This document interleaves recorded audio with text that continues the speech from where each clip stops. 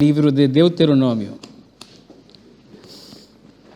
Quem não sabe os livros da Bíblia de cor, é o quinto livro. Nós temos Gênesis, Êxodo, Levítico, Números e Deuteronômio.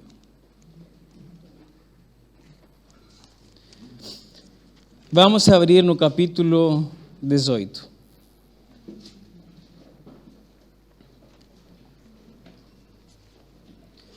Capítulo 18 do livro de Deuteronômio.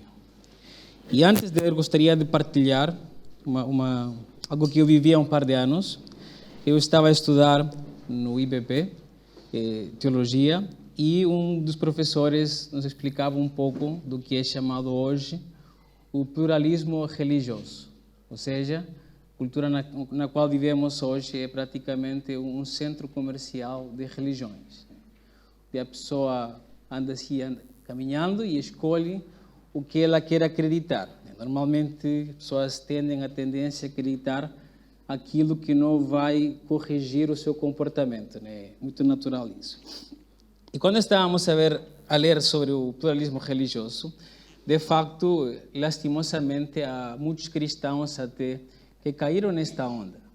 Cristãos que, se calhar, não têm problema hoje em ir a uma igreja e amanhã tentar consultar o horóscopo, por exemplo. Ou hoje ouvir uma pregação e ler uma passagem das Escrituras e amanhã ir ler um pensamento budista. Não é? Eles têm frases praticamente por dia. Ou um devocional judaico, que existe, né, por dia também, ao longo do ano.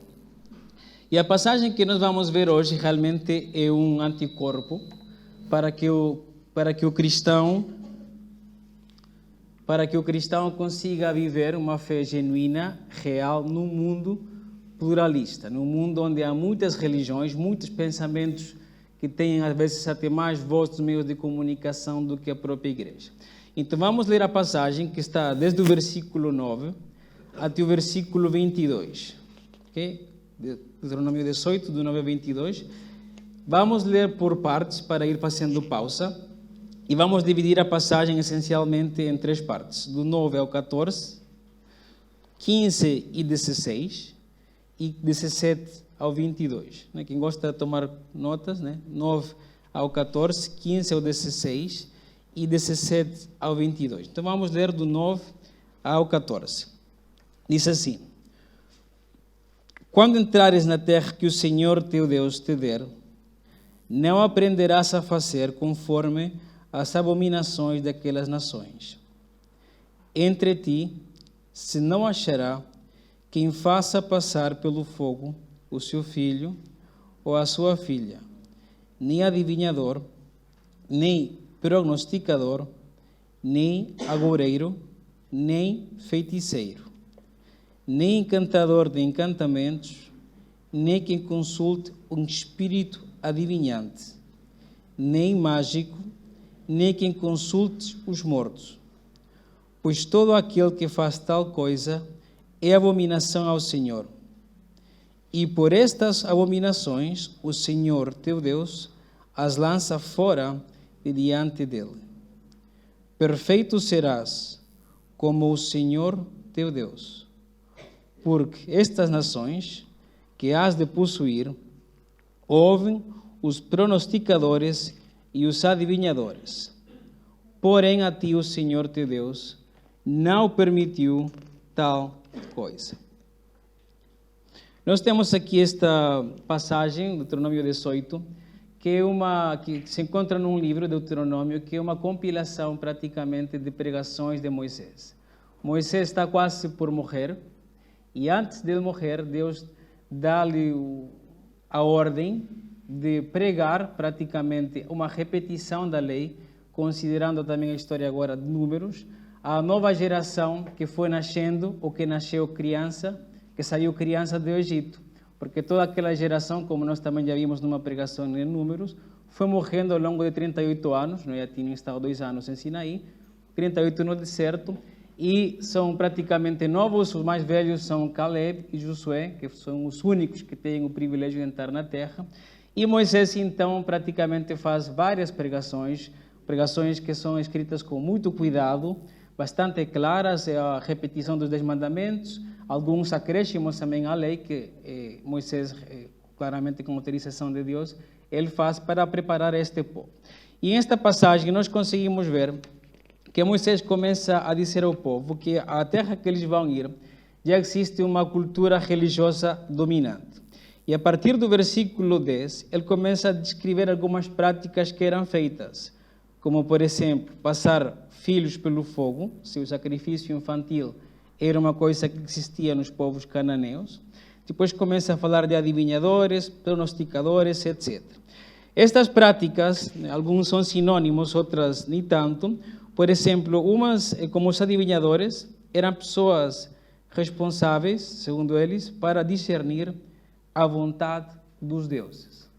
Eram consultados para saber o que os deuses, né, o Deus que eles adoravam, estava a pensar ou estava a dizer. Os agoureiros ou pronosticadores eram pessoas que, à luz de eventos naturais, queriam predizer o futuro. Ou seja, um pássaro se movia de tal forma, o sol tinha certo comportamento, a lua, as nuvens, certas doenças que existiam, e a partir de aí eles praticamente criavam um discurso acerca do futuro. Os feiticeiros, eles por norma utilizavam produtos naturais como ervas ou alimentos de forma supersticiosa, não científica, para produzir efeitos mágicos. Acontece, na minha terra, por exemplo, é muito comum, pessoas passam um ovo nas crianças, né, quando estão muito pequenas, né, para apanhar os espíritos. Não tem base científica, é simplesmente um produto alimentar utilizado. E também muitos chás que às vezes não têm sentido algum. Alguns até têm tela de aranha, coisas assim muito estranhas, que as pessoas bebem e claramente são feitos por feiticeiros. Os encantadores eram pessoas que acreditavam que podiam dominar a vontade humana. Ou seja, uma pessoa queria dominar a uma outra pessoa, seja por qualquer razão, por amor, por vingança, e supostamente um encantador conseguia submeter a vontade daquela pessoa aos desejos do seu cliente. E no final aparecem alguns termos que essencialmente é proibida aqui a consulta dos mortos. Em alguns casos acredita-se que as pessoas praticavam porque faziam isto porque acreditavam que o espírito de um morto podia reencarnar-se numa pessoa e temporariamente falar com ela. Outros simplesmente acreditavam que o espírito podia aparecer. E outros acreditavam que o espírito de um Deus podia estar perante eles. E quando Moisés começa a proibir isto, né, claramente com autorização de Deus, há uma frase muito importante no final, que é o versículo 14, que aí nós devemos... Desculpe, versículo 13. Que devemos meditar porque é o que faz sentido em toda a passagem, que diz: perfeito serás como o Senhor teu Deus. Isto à luz da proibição, vocês não vão ser como estas nações, porque Deus as abomina, né? E por causa disso as lança fora, e vocês serão perfeitos como o teu Deus. Quando nós vemos esta passagem, Moisés utiliza aqui um atributo de Deus, a perfeição de Deus. Nem todos os casos na Bíblia nós somos chamados a imitar a Deus, né? Claramente há coisas que seria absurdo tentar imitar. Contudo, algumas delas, que são chamados atributos partilháveis de Deus, a perfeição aqui aparece como algo que o povo de Deus deve imitar. A perfeição aqui pode ser traduzida também de outras formas, como inteiro, como imaculado, intacto, completo, satisfeito. Porque Moisés então utiliza esse atributo à luz de que o povo vai entrar a uma terra com um sistema religioso variado, escuro, diabólico. Mas resulta que quando Moisés fala aqui da perfeição de Deus, nós acreditamos que Deus, ele não carece de nada. Deus é um Deus perfeito, completo, ele não precisa de absolutamente de ninguém, nem de nada para existir. O povo de Deus, nesta altura, Israel, devia pensar da mesma forma, ou seja, o hebreu que ia entrar à terra prometida, ele devia sentir-se uma pessoa completa, feliz, satisfeita, perfeita. Ou seja, que sentisse, que acreditasse que nada lhe faltava. Por quê? Porque uma pessoa que não acreditasse isto, que não fosse aqui, a tradução diz perfeito, mas podem ser outras, ele ia chegar àquele sítio, ia sentir que sentia falta de alguma coisa, tinha falta de alguma coisa, ia querer praticar o que os outros povos praticavam. Consulta de mortos, consulta de adivinhadores, qualquer outra prática. Hoje em dia, irmãos, não é diferente. Ou seja, o cristão, ele deve sentir-se uma pessoa plena, completa, satisfeita, suficiente. Porque senão, o que vai acontecer? Se um dia nós sentimos falta de alguma coisa, vamos a sentir que a Bíblia ela não é suficiente para nós. E por causa disso, vamos ir a procurar outros escritos. Isto não mata a minha curiosidade, preciso mais alguma coisa. Vamos ser pessoas insuficientes e vamos dizer, a igreja não chega para mim. Eu vou ir também consultar algum outro tipo de religião. Há várias semanas atrás, falava com um amigo que conheceu uma família de igreja que acidentalmente eles descobriram que frequentavam o domingo a igreja e durante a semana frequentavam uma outra religião. Então, a pessoa que ela não se sente completa, perfeita, vai estar sempre à procura de algo mais. Sempre à procura de algo mais. A igreja não chega, a palavra não chega, Cristo não chega, eu preciso preencher-me com outras coisas para sentir-me perfeito, né? Aqui entre aspas, ou feliz. Então a pergunta fica para cada um de nós nesta passagem. Me sinto eu uma pessoa plena? Sinto-me eu uma pessoa perfeita? Não, claramente não no sentido estrito da palavra, mas no sentido de plenitude, de satisfação. Sinto-me eu alguém satisfeito com a fé que eu acredito? Senão, mais cedo, mais tarde, haverá um desvio moral, doutrinário, de qualquer outro tipo. E é o que Moisés está a tentar evitar aqui com o povo de Israel, e é o que o Senhor também, com a sua palavra, quer que nós também não façamos. Que não adotemos nenhuma prática religiosa, a não ser que está na palavra de Deus. Vamos continuar na passagem. Agora vamos ler versículos 15 e versículo 16. Diz assim: O Senhor teu Deus te despertará um profeta do meio de ti, dos teus irmãos, como eu. A ele ouvireis, conforme a tudo o que pediste ao Senhor teu Deus, em Horeb, no dia da congregação, dizendo: Não ouvirei mais a voz do Senhor meu Deus, nem mais verei este grande fogo, para que não morra. Então, vários anos atrás, Israel tinha presenciado um dos milagres mais, por dizer assim, com um impacto mais forte no povo, que era a nuvem à volta do Monte Sinai. E foi nesta altura na qual Moisés, junto com Josué, sobem ao monte, depois há um ponto que Josué fica ali à espera, e Moisés continua, e é ali que Deus dá a Moisés a lei. E Israel ficou tão assustado naquela altura, que eles preferiam falar com Moisés que falar com Deus. E isto que está aqui, que diz, né, conforme ao que pediste, esse pedido foi feito por Israel. Ele diz: Não ouvirei mais a voz do Senhor. Estavam com medo. Nem mais verei este grande fogo, para que não morra. E de facto, era verdade aquilo. O povo precisava de um profeta para poder falar com Deus e poder ouvir a Deus de forma indireta, através do seu profeta Moisés. Então, aqui nesta passagem, nós podemos ver que Deus praticamente estabelece um dos ofícios que eram indispensáveis para a existência do povo de Deus, que era o ofício de profeta. Havia outros dois que foram acrescentados também, que era sacerdote e rei. O povo precisava sempre desses três, né? O rei, relativo ao governo, sacerdote, relativo à apresentação de parte do povo com Deus e o profeta quando Deus falava ao povo. E este versículo nos diz uma coisa muito importante para nós hoje. Diz, de teus irmãos. De teus irmãos. Ou seja, o profeta não podia ser cananeu, porque eles iam ir a uma terra onde haviam supostamente muitos profetas. Ou um pouco mais acima, onde estavam os fenícios, ou mais ao sul, os filisteus, ou qualquer outro povo, tinha que ser hebreu. O profeta tinha que ser hebreu, não podia ser de outra nação. Quando nós pensamos depois na história da Bíblia, vamos ver que Deus vai levantando muitos profetas, né?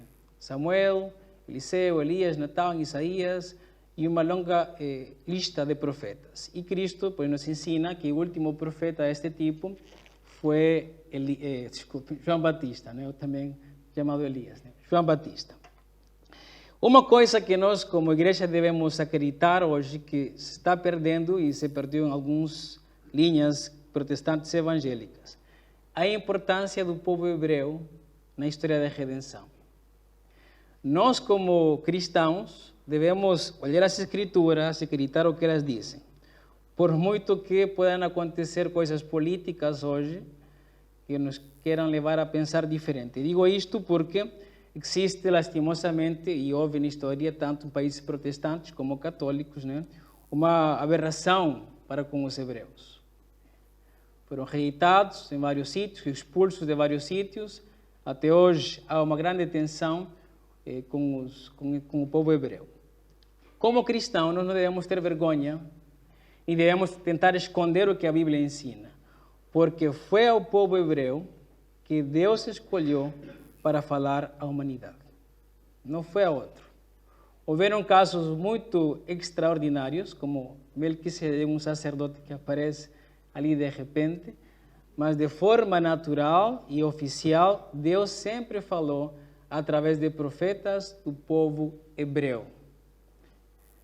Foi Deus que escolheu este povo sem nenhuma razão, porque era um povo, como ele próprio diz, que chegaram a ter um comportamento bastante degradável, né? Na altura de Isaías, ele diz que eram como se fossem Sodoma e Gomorra. Mas este povo foi o que Deus chamou e através de quem trouxe profetas. E nós, como cristãos hoje, não pode existir qualquer atitude antissemitista, anti-hebreus. Nós devemos louvar ao Senhor porque Deus trouxe muitos profetas, durante séculos os enviou para falar ao povo de Deus. Depois, Deus continua aqui nesta passagem, voltando aqui à passagem de Moisés, e vamos agora ler versículo 17 ao 22. Nesta passagem, Deus fala com Moisés e diz assim: Então o Senhor me diz, falaram bem naquilo que disseram. Eis que um profeta, desculpe, estou aqui a ler outra versão, que é uma versão com uma ordem diferente. Sim, agora sim. Então o Senhor me disse, bem falaram naquilo que disseram. Eis, lhes suscitarei um profeta do meio dos seus irmãos, como tu. E porei as minhas palavras na sua boca, e ele lhes falará tudo o que eu lhe ordenar. E será que qualquer que não ouvir as minhas palavras, que ele falar em meu nome, eu o requerirei dele. Porém, o profeta que presumir soberbamente de falar alguma palavra em meu nome, que eu lhe não tenha mandado falar, o que falar em nome de outros deuses, o tal profeta morrerá. E, se disseres no teu coração, como conheceremos a palavra que o Senhor não falou? Quando o tal profeta falar em nome do Senhor, e tal palavra se não cumprir, nem suceder assim, esta é a palavra que o Senhor não falou. Com soberba a falou o tal profeta, não tenhas temor dele. Quando Deus está aqui a estabelecer o ofício do profeta, surge aqui outra questão, ou seja, os peligros religiosos para o povo não eram só externos, como a prática religiosa dos cananeus, podiam também vir de dentro. Ou seja, não era por alguém dizer que era profeta que era profeta. Então Deus também começa aqui a estabelecer algumas regras, né, para que as pessoas soubessem quando havia um verdadeiro profeta. Uma que tinha que ser hebreu, isso não havia questão. E outra era que quando ele falasse alguma coisa, aquilo ia se cumprir. Deus falava uma coisa, ia se cumprir. E nós conseguimos ver que ao longo dos séculos, a verdade e a mentira estavam sempre uma perante a outra. Né? Na altura de Jeremias, houve um boom de falsos profetas, por exemplo, e houveram até debates ali, no livro de Jeremias conseguimos ver isso. Houveram falsos profetas sempre na nação de Israel. Então Deus disse que esse profeta falso devia morrer. Agora, quando nós vemos esta passagem de uma forma profética, sabemos que sempre houveram profetas, mas nunca houve por assim dizer, um profeta pleno. Quando nós conseguimos ver no Antigo Testamento, sempre eram profetas, chegavam, normalmente não eram muito ouvidos e morriam. Também acontece com o ofício do rei, que há profecias messiânicas sobre o rei, mas os reis sempre vão de mal em pior, né? Os sacerdotes também, de forma geral, não chegam a cumprir os requisitos que Deus exigia para uma plenitude. Quando nós entramos no Novo Testamento, e vamos ir ao capítulo 3 do livro de Atos, vamos encontrar que este capítulo que lemos agora, Deuteronômio 18, é determinante e importantíssimo para a mensagem apostólica. Capítulo 3, e vamos ler do versículo 17 até o versículo 26. Depois da cura de um coxo, Pedro está a pregar e no meio da pregação diz as seguintes palavras: E agora, irmãos, eu sei que o fizeste por ignorância, como também os vossos príncipes. Está aqui a falar da crucificação de Cristo Jesus. Okay? Mas Deus assim cumpriu o que já de antes, pela boca de todos os seus profetas, havia anunciado, que o Cristo havia de padecer. Arrependei-vos, pois, e convertei-vos, para que sejam apagados os vossos pecados, e venham assim os tempos do refrigério pela presença do Senhor. E envie Ele a Jesus Cristo, que já dantes vos foi pregado, o qual convém que o Senhor contenha até os tempos da restauração de tudo, dos quais Deus falou pela boca de todos os seus santos profetas desde o princípio. Porque Moisés disse: o Senhor, vosso Deus, levantará dentre os vossos irmãos um profeta, semelhante a mim, a ele ouvireis, em tudo quanto vos disser. E acontecerá que toda a alma que não escutar esse profeta será exterminada dentre o povo. E todos os profetas, desde Samuel, todos quantos depois falaram, também anunciaram estes dias. Vós sois os filhos dos profetas e do concerto que Deus fez com os nossos pais, dizendo a Abraão: na tua descendência serão benditas todas as famílias da terra. Ressuscitando Deus a seu Filho Jesus, primeiro o enviou a vós, para que nisso vos abençoasse e vos desviasse a cada um das vossas maldades.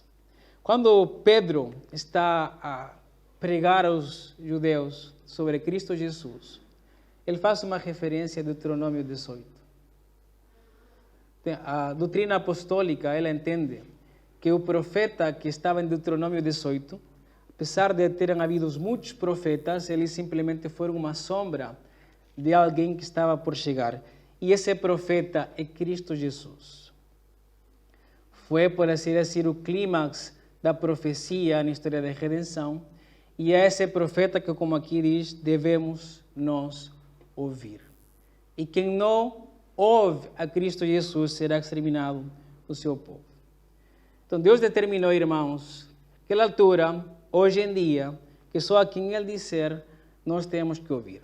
Lastimosamente, como disse no início, há muitas vozes hoje querendo persuadir cristãos e não cristãos a que se afastem da verdadeira palavra, da verdade, né? Que também falou aqui Susana numa das músicas. E Cristo Jesus, para nós, é o nosso profeta. Para nós, Ele é suficiente. Para nós, já Ele é perfeito, completo, e com Ele estamos tranquilos. E é triste ver hoje como existem muitas pessoas no mundo evangélico levantando-se como os profetas de Deus. Deus me revelou uma coisa, que se fosse Deus naquela altura, é hoje que Ele quer dizer uma palavra nova. Tive um sonho ontem. Deus quer dizer isto à igreja toda e a todo o povo cristão. Me apareceu Cristo na semana passada. Conversei com Ele, eu ouvi este vídeo um par de semanas, um pregador de uma igreja grande a dizer isto. É triste ver como hoje as pessoas já não se sentem plenas em Cristo. E por causa disso, o cristianismo, uma boa parte dele, está a encaminhar-se por um caminho diabólico, herético, onde não estão satisfeitos com o nosso profeta, Cristo Jesus. É a Ele quem devemos ouvir. A palavra dele está aqui escrita para cada um de nós, na língua, versões mais complexas, mais simples, que uma criança consegue entender. E é assim que nós vamos ter anticorpos para o mundo pluralista no qual vivemos. Então, cada um de nós deve fazer esta pergunta. Sinto pleno com Cristo Jesus, estou feliz com Ele? Sinto carência de alguma coisa? Para mim a palavra é suficiente? Chega para mim a verdade do Evangelho, a minha igreja, ou estou sempre à procura de alguma outra coisa para me satisfazer? A minha curiosidade ou qualquer outra coisa. Então, esta passagem, irmãos, em Deuteronômio 18 e em Atos 3, que nós conseguimos entender isto tão importante para o povo cristão hoje. Convido-vos para que tenhamos um tempo de oração e que o Senhor nos ajude a crer isto, a viver isto e também a ensiná-lo. Vamos orar. Te agradecemos, Senhor, mais uma vez pela Tua palavra. Obrigado, Senhor, pelo Teu profeta Moisés, que foi uma ferramenta importantíssima para nós hoje. Contudo, acreditamos que tanto Moisés como os demais profetas foram passando uns dos outros para chegar ao verdadeiro profeta, aquele que Tu terias que enviar, o Teu Filho, eterno, poderoso, igual a Ti em essência, em poder, mas que recebeu a tarefa de fazer-se homem e falar para nós. Um ministério curto de 3 anos, mas que foi suficiente, Senhor, para mudar a vida de milhares de pessoas e também é suficiente para mudar a nossa hoje. Te agradecemos porque falaste através dele, te agradecemos porque também colocaste os apóstolos para deixar escrito os seus ensinamentos e nós queremos, Senhor, sermos cristãos satisfeitos, plenos, neste sentido, perfeitos, que não estejamos à procura de nada além senão da Tua palavra, de Cristo Jesus. Que não estemos à procura de qualquer outra religião, de qualquer outro contato espiritual, a não ser com Tu Santo Espírito. Senhor, cuida da nossa igreja. Se alguém está na nossa igreja e está a cometer este pecado, chame o Senhor ao arrependimento. Que volte para o Teu caminho, que é a única verdade. Senhor, que a nossa igreja jamais também permita que um falso profeta pregue num púlpito aqui. Ajuda-nos, Senhor. Vivemos num tempo triste e que jamais, Senhor, alguém ouse pregar uma verdade, uma mentira, pregar um desvio ou uma heresia nesta igreja. Te agradecemos, Senhor, pelo envio de Teu Filho, te agradecemos pela Tua palavra e colocamos tudo isto em nome de Cristo Jesus. Amém.